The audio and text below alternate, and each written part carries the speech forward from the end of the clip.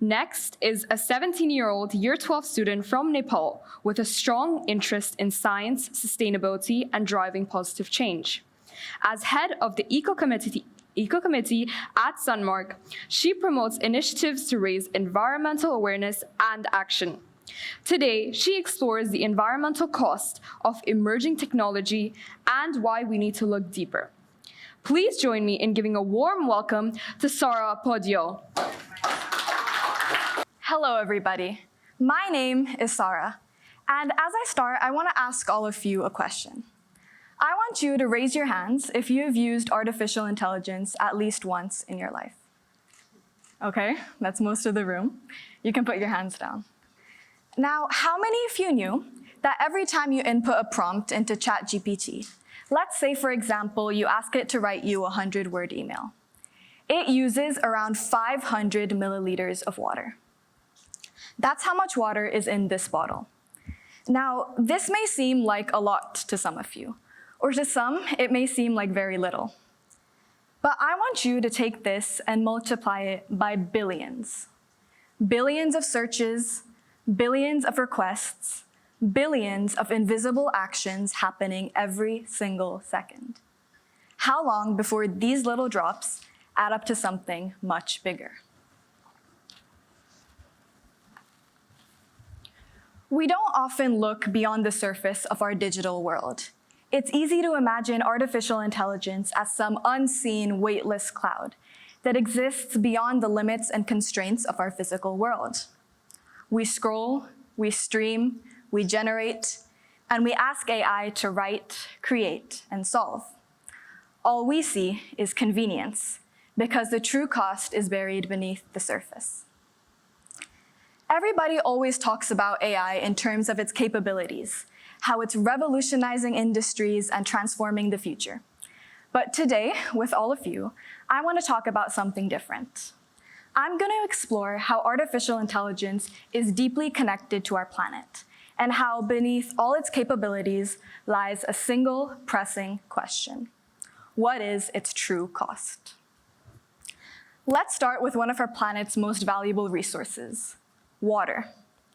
Although water covers around 70% of our Earth's surface, only around 3% of that water is fresh water. And out of that, only around 1% is even accessible for human use. Already across the globe, around 2 billion people live in areas facing water scarcity and stress. And as climate change worsens and temperatures rise, this number is only expected to keep growing. Despite this, the artificial intelligence industry has a very real and growing thirst for water. Data centers, which is where AI models are stored and run, use large amounts of electricity to keep running. And what all of that electricity does is it generates a lot of heat. Now, overheating is not an option because it can lead to system failures, data corruption, and a whole host of other issues. So what these data centers do is they rely on water-based cooling systems, and it uses a lot of water. A lot of water is also initially used to train AI models to reach the computing levels of a human brain, around 126,000 liters to be exact. And as technology advances, this number is only expected to grow.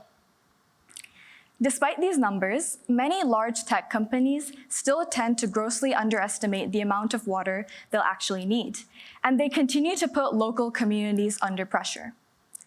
Google's data center in the Netherlands, for example, in 2021, its water consumption was more than 4 times its initial plans. Its data center in the Dallas, Oregon, which is already a drought-prone area, uses more than a quarter of the city's water supply. And Google's planned data center in Uruguay, which, by the way, recently faced its worst drought in over 73 years, is expected to use around 7.6 million liters of water every single day. So while AI may not yet be the top consumer of global water, it is a rapidly growing industry, and one that many people don't realize is already competing for one of our most precious resources. AI's environmental footprint doesn't just end there, though. The foundation of artificial intelligence, and in fact, the foundation of most of our digital world, relies on hardware components, such as sensors, microchips, and semiconductors. There's two main ways of creating these components. And to actually create these components, we need what are called rare earth minerals and rare earth metals.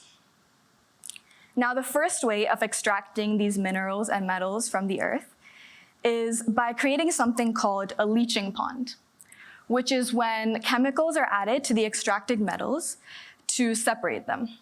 Now, this creates a large amount of toxic waste, which can pose a huge hazard to human health by leaking into local water supplies. The other method of extracting these is drilling, and that's not so good either. In fact, EU Rare estimates that for every ton of rare earth minerals extracted through drilling, 13 kilograms of dust, around 10,000 cubic meters of waste gas, 75 cubic meters of wastewater, and a ton of radioactive residue is produced. Despite the fact that so much energy and resources go into creating these components, what's even worse is that they often have extremely short lifespans. In 2022, around 62 million kilograms of e-waste were produced. And out of that, only around 22.3% of it was collected and recycled. Imagine all those laptops, computers, smartphones, rich with the minerals and metals the technology industry needs, being thrown in landfills instead of being recycled and reused. Now, I know all of these impacts may seem very overwhelming, but it's important to remember that artificial intelligence is a very powerful tool, and it can be used for good as well.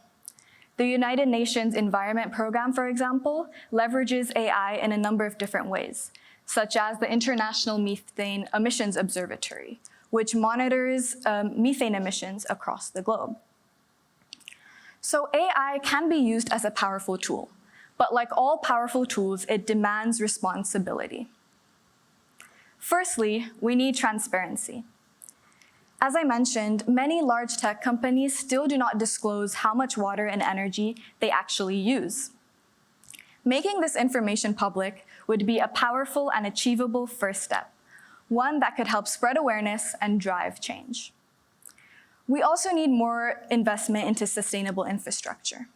For example, some companies are already experimenting with low water cooling systems, such as closed-loop circuits and even seawater cooling. We also need a change at the hardware level. Too much energy and resources go into creating these components that circular design and recycling need to become standard practice. And finally, we need to change how we use AI. I know it's tempting to ask ChatGPT to write you a 100-word email instead of doing it yourself, but true innovation is not about using more. It's simply about using more wisely. So as my talk comes to an end, I want to leave you all with one important message, which is that the future of AI is still being written, and we have the power to decide what kind of future that will be. Thank you.